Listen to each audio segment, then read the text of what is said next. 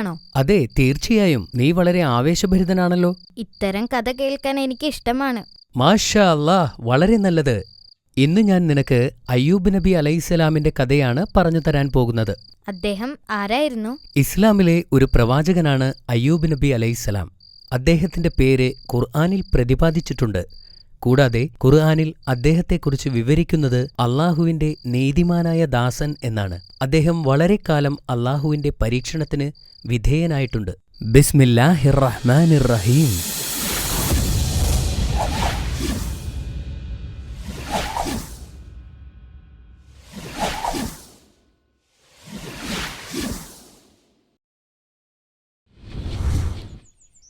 വളരെ കാലം മുമ്പ് പ്രവാചകനായ അയ്യൂബ് എന്നു പേരുള്ള ഒരു വ്യക്തി ജീവിച്ചിരുന്നു. അദ്ദേഹം യൂസഫ് നബി അലൈഹിസ്സലാമിന്റെ ചെറുമകനായിരുന്നു. അദ്ദേഹത്തിന്റെ ഭാര്യയുടെ പേര് റഹ്മ എന്നായിരുന്നു. അവർ രണ്ടുപേരും സന്തോഷത്തോടെ ജീവിച്ചു. അള്ളാഹു അദ്ദേഹത്തിന് ധാരാളം മക്കളെ നൽകി. അദ്ദേഹം വളരെ സമ്പന്നനായിരുന്നു. അദ്ദേഹത്തിന് ധാരാളം ഭൂമി സ്വന്തമായിട്ടുണ്ടായിരുന്നു. കൂടാതെ ധാരാളം പശുക്കളുമുണ്ടായിരുന്നു. അദ്ദേഹം അള്ളാഹുവിന്റെ ആത്മാർത്ഥതയുള്ള ആരാധകരിൽ ഒരാളായിരുന്നു. അള്ളാഹു അദ്ദേഹത്തിന് നൽകിയിട്ടുള്ള എല്ലാ അനുഗ്രഹങ്ങൾക്കും നന്ദി പ്രകടിപ്പിച്ചിരുന്നു. അദ്ദേഹം ദരിദ്രരെ സ്നേഹിച്ചിരുന്നു. അവർക്ക് ഭക്ഷണവും വസ്ത്രവും നൽകി എപ്പോഴും ഒരു അനാഥനെയോ ഒരു ദരിദ്രനെയോ തന്നോടൊപ്പം ഭക്ഷണം കഴിക്കാൻ ക്ഷണിച്ചിരുന്നു. ഒരിക്കൽ മലക്കുകൾ അള്ളാഹുവിന്റെ വിശ്വസ്ത ദാസന്മാരെക്കുറിച്ച് ചർച്ച ചെയ്യുകയായിരുന്നു. മലക്കുകളിൽ ഒരാൾ ഇങ്ങനെ പറഞ്ഞു: ഇന്ന് ഭൂമിയിൽ ജീവിച്ചിരിക്കുന്നതിൽ ഏറ്റവും മികച്ച സൃഷ്ടി അയ്യൂബ് നബിയാണ്. അദ്ദേഹം മാന്യനായ ഒരു വ്യക്തിയാണ്. അദ്ദേഹം എപ്പോഴും അള്ളാഹുവിനെ ഓർക്കുന്നു. അള്ളാഹുവിന്റെ അടിമകൾക്ക് ഏറ്റവും നല്ല മാതൃകയാണ് അദ്ദേഹം. മറ്റൊരു മലക്ക് പറഞ്ഞു: അള്ളാഹു ദീർഘായുസ്സും സമൃദ്ധിയും നൽകി അദ്ദേഹത്തെ അനുഗ്രഹിച്ചിരിക്കുന്നു. ദരിദ്രനെയും പാവപ്പെട്ടവനെയും അദ്ദേഹം സഹായിക്കുന്നു. അദ്ദേഹം അടിമകളെ വാങ്ങുകയും അവരെ സ്വതന്ത്രരാക്കുകയും ചെയ്യുന്നു. വളരെ ഉദാരമനസ്കനാണ്. മറ്റൊരു മലക്ക് കൂട്ടിച്ചേർത്തു. ശൈത്താൻ അവരുടെ സംഭാഷണം കേട്ടു. അവൻ വളരെ അസ്വസ്ഥനായി. പ്രവാചകനെ സമീപിച്ച് അള്ളാഹുവിനെതിരായി പ്രലോഭിപ്പിക്കാൻ അവൻ തീരുമാനിച്ചു. ആദ്യം അവൻ ജീവിതത്തിലെ നല്ല കാര്യങ്ങളെക്കുറിച്ച് മന്ത്രിച്ചുകൊണ്ട് അയ്യൂബ് നബിയെ പ്രാർത്ഥനകളിൽ നിന്നും അകറ്റാൻ ശ്രമിച്ചു. എന്നാൽ അയ്യൂബ് നബി സത്യവിശ്വാസിയായിരുന്നു. അദ്ദേഹത്തെ പിന്തിരിപ്പിക്കാൻ കഴിയില്ലെന്ന് അവന് മനസ്സിലായി. അവന്റെ ശ്രമം പരാജയപ്പെട്ടപ്പോൾ ശൈത്താൻ ശരിക്കും രോഷാകുലനായി. അയ്യൂബ് നബിയെക്കുറിച്ച് പിശാച് അള്ളാഹുവിനോട് പരാതി പറഞ്ഞു. പ്രവാചകൻ അള്ളാഹുവിനോട് പ്രാർത്ഥിക്കുന്നുണ്ടെങ്കിലും അദ്ദേഹം ആത്മാർത്ഥതയുള്ള വ്യക്തി ആയിരുന്നില്ലെന്ന് അവൻ പറഞ്ഞു. പ്രവാചകൻ അള്ളാഹുവിനെ തൃപ്തിപ്പെടുത്താൻ ശ്രമിക്കുകയാണ്. അതിനാൽ അള്ളാഹു അദ്ദേഹത്തിന്റെ ധനം അദ്ദേഹത്തിൽ നിന്നും എടുത്തു മാറ്റുകയില്ലെന്നും ശൈത്താൻ പറഞ്ഞു. നീ അവന്റെ സമ്പത്ത് നീക്കിക്കളയുന്നുവെങ്കിൽ അവൻ നിന്റെ നാമത്തെ ഒരിക്കലും ഉരുവിടുകയില്ല. അവൻ നിന്നോട് പ്രാർത്ഥിക്കുന്നതുപോലും നിർത്തും. എന്നാൽ അള്ളാഹു ശൈത്താനോട് പറഞ്ഞു: അയ്യൂബ് അള്ളാഹുവിന്റെ ഏറ്റവും ആത്മാർത്ഥതയുള്ള ഭക്തന്മാരിൽ ഒരാളാണ്. അള്ളാഹുവിങ്കിൽ നിന്നുള്ള അനുഗ്രഹം ലഭിച്ചതിനാലാണ് അവൻ നിന്നെ അനുസരിക്കാത്തത്. പ്രവാചകന്റെ ആത്മാർത്ഥതയുടെ ആഴം ശൈത്താന് കാണിച്ചു കൊടുക്കാൻ അള്ളാഹു ആഗ്രഹിച്ചു. അതിനാൽ അയ്യൂബ് നബിയുടെ സ്വത്തിൽ അവൻ ഉദ്ദേശിച്ചതൊക്കെ ചെയ്യാൻ പിശാചിനെ അള്ളാഹു അനുവദിച്ചു. ശൈത്താൻ ഇപ്പോൾ വളരെ സന്തോഷവാനായി. അവൻ തന്റെ സഹായികളെയെല്ലാം കൂട്ടിച്ചേർക്കുകയും പ്രവാചകന്റെ ഉടമസ്ഥതയിലുള്ളതെല്ലാം തകർക്കാനും തുടങ്ങി. അവൻ അദ്ദേഹത്തിന്റെ കൃഷിസ്ഥലങ്ങൾ, കന്നുകാലികൾ എന്നിവയെല്ലാം കത്തിച്ചു കളഞ്ഞു. അദ്ദേഹത്തിന്റെ വീടിനെപ്പോലും വെറുതെ വിട്ടില്ല. പിന്നെ അവൻ അദ്ദേഹത്തിന്റെ എല്ലാ ദാസന്മാരെയും നശിപ്പിച്ചു. അയ്യൂബ് നബി ഇപ്പോൾ എല്ലാം നഷ്ടപ്പെട്ടവനായി മാറി. ആ സമയത്താണ് ശൈത്താൻ ഒരു വൃദ്ധന്റെ വേഷത്തിൽ പ്രവാചകനെ സമീപിച്ചത്. താങ്കളുടെ സമ്പത്തെല്ലാം നഷ്ടപ്പെട്ടു, അയാൾ പ്രവാചകനോട് പറഞ്ഞു. ഇതിനു കാരണം ചിലർ പറയുന്നത് താങ്കൾ മറ്റുള്ളവർക്ക് ധാരാളം ദാനധർമ്മങ്ങൾ ചെയ്തതുകൊണ്ടാണെന്നാണ്. മറ്റു ചിലർ പറയുന്നത് താങ്കൾ പ്രാർത്ഥനയ്ക്ക് വേണ്ടി ധാരാളം സമയം പാഴാക്കിയതുകൊണ്ടാണെന്ന്. താങ്കൾക്കുണ്ടായ നാശത്തെ തടയാൻ അള്ളാഹുവിന് കഴിവുണ്ടായിരുന്നെങ്കിൽ അള്ളാഹു താങ്കളെ രക്ഷിക്കുമായിരുന്നു. എന്നാൽ പ്രവാചകന് അള്ളാഹുവിലുള്ള വിശ്വാസത്തിന് അല്പം പോലും കോട്ടം തട്ടിയിരുന്നില്ല. ഈ കാണുന്നതെല്ലാം അള്ളാഹുവിന് സ്വന്തമാണ്. ഞാൻ ഈ സ്വത്തുക്കളുടെ ഒരു സംരക്ഷകൻ മാത്രമാണ്. അള്ളാഹു ഉദ്ദേശിക്കുന്നവർക്ക് അവൻ നൽകുകയും അള്ളാഹു ഉദ്ദേശിച്ചവരിൽ നിന്നും അവൻ തിരിച്ചെടുക്കുകയും ചെയ്യുന്നു.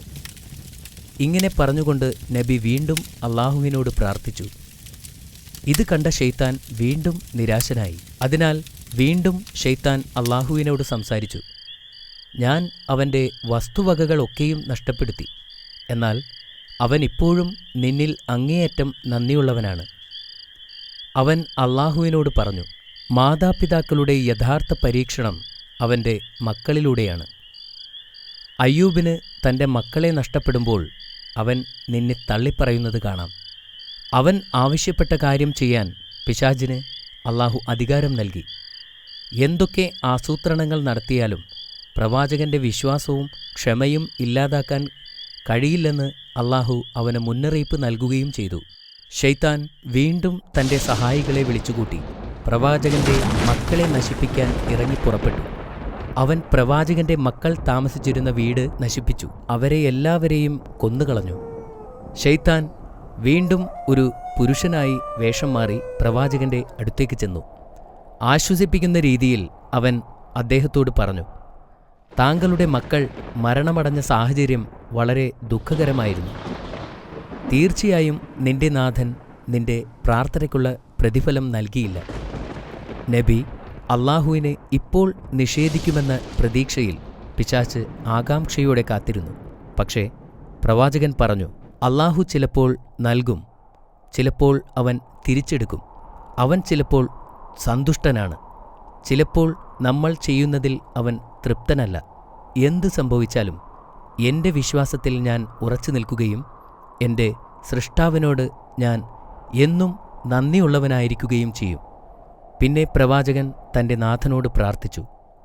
അത് കണ്ടപ്പോൾ ശൈത്താൻ വളരെ കോപാകുലനായി. ശൈത്താൻ വീണ്ടും ദൈവത്തോട് വിളിച്ചു പറഞ്ഞു, അയ്യൂബിന് തൻ്റെ സമ്പത്ത് മുഴുവൻ നഷ്ടപ്പെട്ടു. കുട്ടികൾ മരിച്ചു. അവന് ആരോഗ്യമുണ്ടായിരിക്കുന്നിടത്തോളം കാലം ഇനിയും കുട്ടികളുണ്ടാകുമെന്ന പ്രതീക്ഷയിൽ അള്ളാഹുവിനെ കൂടുതൽ കൂടുതൽ ആരാധിച്ചു കഴിയും. അതുകൊണ്ട് അദ്ദേഹത്തിൻ്റെ ശരീരത്തെ തളർത്തുവാൻ എനിക്ക് അനുവാദം തരണം. പിന്നീട് അവൻ ഒരിക്കലും അള്ളാഹുവിനെ ആരാധിക്കുകയില്ല. അവനൊരു നിഷേധിയായിത്തീരും. പിശാചിനെ ഒരു പാഠം പഠിപ്പിക്കണമെന്ന് അള്ളാഹു നിശ്ചയിച്ചു. അതിനാൽ അവൻ്റെ മൂന്നാമത്തെ ആവശ്യവും അള്ളാഹു അനുവദിച്ചു. എന്നാൽ ഒരു വ്യവസ്ഥ വച്ചു.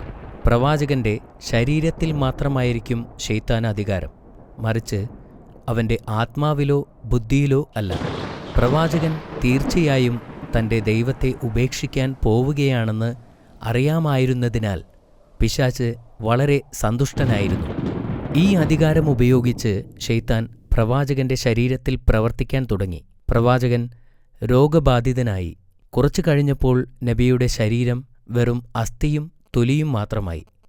എന്നാൽ പ്രവാചകൻ തൻ്റെ സകല വിശ്വാസങ്ങളിലും ശക്തമായി ഉറച്ചുനിന്നു. അദ്ദേഹം നിരാശനാവുകയോ സഹായത്തിനായി മറ്റുള്ളവരിലേക്ക് തിരിയുകയോ ചെയ്തില്ല. അള്ളാഹുവിൻ്റെ കാരുണ്യം പ്രതീക്ഷിച്ച് കാത്തിരുന്നു. അദ്ദേഹത്തിൻ്റെ അടുത്ത ബന്ധുക്കളും സുഹൃത്തുക്കൾ പോലും അദ്ദേഹത്തെ ഉപേക്ഷിച്ചു. ദയയും സ്നേഹവുമുള്ള അദ്ദേഹത്തിൻ്റെ ഭാര്യ മാത്രം അദ്ദേഹത്തിൻ്റെ കൂടെ നിന്നു. അവൾ പ്രവാചകനോട് ധാരാളം കരുണ കാണിക്കുകയും നന്നായി പരിചരിക്കുകയും ചെയ്തു. ശൈത്താൻ ഇപ്പോൾ തീർത്തും അസ്വസ്ഥനായിരുന്നു. അതിനാൽ അയാൾ ഒരു പുരുഷന്റെ രൂപത്തിൽ അവളുടെ അടുത്തു ചെന്നു. നിന്റെ ഭർത്താവ് എവിടെ എന്നവൻ ചോദിച്ചു. അവൾ കിടക്കയിൽ ഏതാണ്ട് ജീവനില്ലാത്ത രൂപത്തിൽ കിടക്കുന്ന നബിയെ ചൂണ്ടിക്കാണിച്ചുകൊണ്ട് പറഞ്ഞു, അദ്ദേഹം ഇവിടെയുണ്ട്, ജീവനും മരണത്തിനുമിടയിൽ കിടക്കുന്നു. അപ്പോൾ ശൈത്താൻ പ്രവാചകന് ആരോഗ്യവും സമ്പത്തും മക്കളുമുണ്ടായിരുന്ന കാലത്തെക്കുറിച്ച് പ്രവാചകന്റെ ഭാര്യയെ ഓർമ്മിപ്പിച്ചു. അവൾ വേദനയോടെ പറഞ്ഞു, കടന്നുപോയത് ക്ലേശകരമായ വർഷങ്ങളായിരുന്നു. അവളുടെ കണ്ണുകൾ നിറഞ്ഞൊഴുകാൻ തുടങ്ങി. എത്ര നാൾ അങ്ങ് നാഥനിൽ നിന്നുള്ള ഈ പീഡനം സഹിക്കും? അവൾ കരഞ്ഞുകൊണ്ട് പ്രവാചകനോട് ചോദിച്ചു, നമുക്ക് സമ്പത്തും മക്കളും സുഹൃത്തുക്കളുമൊന്നുമില്ലാതെ നിലനിൽക്കണമെന്നുണ്ടോ?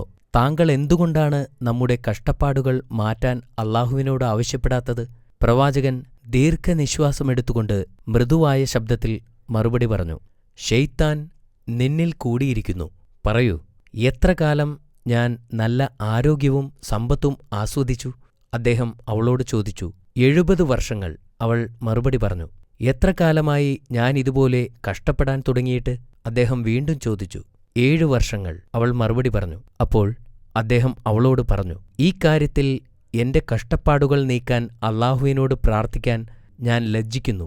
കാരണം ആരോഗ്യത്തോടും സമ്പൽ സമൃദ്ധിയോടും ജീവിക്കുന്ന വർഷത്തേക്കാൾ കൂടുതൽ വർഷം ഞാൻ കഷ്ടപ്പാടനുഭവിച്ചില്ല. എന്നിട്ട് അദ്ദേഹം അവളോട് പറഞ്ഞു, അല്ലാഹുവിനോടുള്ള വിശ്വാസത്തിൽ നീ അസംതൃപ്തയാണ്. എപ്പോഴെങ്കിലും എനിക്കെന്റെ ആരോഗ്യം തിരിച്ചു കിട്ടുകയാണെങ്കിൽ ഞാൻ നിന്നെ 100 ചാട്ടവാറടികൊണ്ട് ശിക്ഷിക്കും എന്നദ്ദേഹം പ്രതിജ്ഞ ചെയ്തു. അദ്ദേഹം അവളോട് വീട് വിട്ടു പോകുവാൻ ആജ്ഞാപിച്ചു. പ്രവാചകന്റെ ഭാര്യ കരഞ്ഞുകൊണ്ട് വീട് വിട്ടുപോയി. ഈ നിസ്സഹായ അവസ്ഥയിൽ അദ്ദേഹം അല്ലാഹുവിനോട് പ്രാർത്ഥിച്ചു.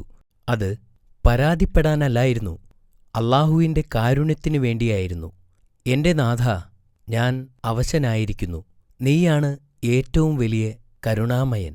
പ്രവാചകന്റെ പ്രാർത്ഥന സ്വീകരിച്ച് അല്ലാഹു അദ്ദേഹത്തോട് കരുണ കാട്ടുകയും ചെയ്തു. അല്ലാഹു തന്റെ കാല് ഭൂമിയിൽ കുത്താൻ ആവശ്യപ്പെട്ടു. പ്രവാചകൻ ആ കൽപ്പന അനുസരിച്ചു. പെട്ടെന്നു തന്നെ നിലത്തുനിന്ന് ഒരു ഉറവ വന്നു. അല്ലാഹു കൽപ്പിച്ചതുപോലെ അദ്ദേഹം ആ വെള്ളത്തിൽ കുളിച്ചു. പെട്ടെന്ന് അദ്ദേഹത്തിന് സുഖം പ്രാപിച്ചു. അതേസമയം തന്റെ വിശ്വസ്തയായ ഭാര്യയ്ക്ക് ഭർത്താവിനെ പിരിഞ്ഞ് അധിക ദൂരം പോകാൻ കഴിഞ്ഞിരുന്നില്ല. അദ്ദേഹത്തെ സേവിക്കാൻ ആഗ്രഹിച്ച് അവൾ വീട്ടിലേക്ക് മടങ്ങിവന്നു. വീടിനകത്ത് കടന്നപ്പോൾ പെട്ടെന്നുള്ള മാറ്റം കണ്ട് അവൾ അതിശയിച്ചു. പ്രവാചകൻ വീണ്ടും ആരോഗ്യവാനായിരിക്കുന്നു. അവൾ അദ്ദേഹത്തെ കെട്ടിപ്പിടിക്കുകയും അല്ലാഹുവിനോട് നന്ദി പറയുകയും ചെയ്തു. പ്രവാചകൻ ദേഷ്യത്തിലായിരുന്നപ്പോൾ എടുത്ത ശപഥത്തെക്കുറിച്ചോർത്ത് അദ്ദേഹം ഇപ്പോൾ ദുഃഖിക്കുന്നു. ആരോഗ്യം തിരിച്ചു കിട്ടുകയാണെങ്കിൽ ഭാര്യയ്ക്ക് 100 അടി നൽകുമെന്ന് അല്ലാഹുവിനോട് സത്യം ചെയ്തിരുന്നു. അവളെ വേദനിപ്പിക്കാൻ അദ്ദേഹത്തിനാകുമായിരുന്നില്ല.